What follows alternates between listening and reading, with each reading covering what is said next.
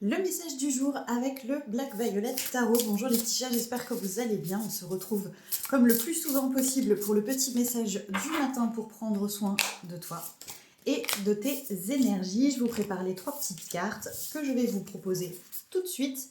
1, 2, 3. Prends ton temps. Ça reste un message collectif, ça peut pas t'appeler tous les jours, c'est pas possible. Laisse-toi appeler, on n'est pas là pour l'algo, si ça te parle pas, tu swipes. Et moi je te dévoile le message tout de suite. Première carte, on est sur un 10 de coupe inversé. Ici, pardon, ça va être très dur, mais est-ce qu'on se ferait pas croire que tout va bien, mais parce qu'en fait, on est dans une forme de négation. Comme si on voulait pas voir ce qui dérange pour préserver l'harmonie, alors que du coup, c'est une disharmonie, puisqu'on fait semblant de ne pas voir ce qui ne sonne pas juste, ce qui ne sonne pas bien, pour se persuader que tout va bien.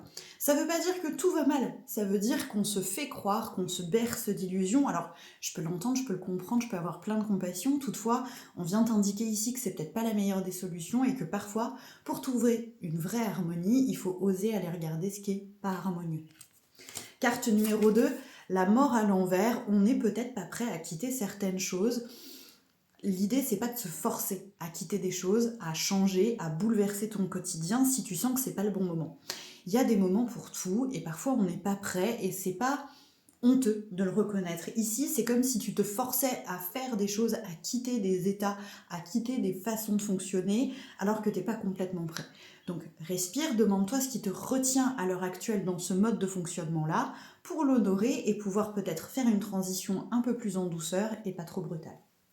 Enfin, dernière carte, un 8 d'épée. Ta tête est une prison. La carte est assez claire, c'est compliqué, je te demande pardon, mais dans l'épée, on est dans le mental. Et ici, tu es bloqué par tes propres pensées. Donc on parle de pensées limitantes, mais on parle aussi peut-être de pensées qui t'empêchent d'aller t'étendre, d'aller développer. Tu vois, la petite dame, elle est enserrée dans ses liens et en fait, elle se contente de peu. Elle se contente de ce qu'elle a parce qu'elle n'ose pas peut-être aller rêver plus grand, parce que sa tête vient lui dire qu'il faut qu'elle se rappelle de sa place.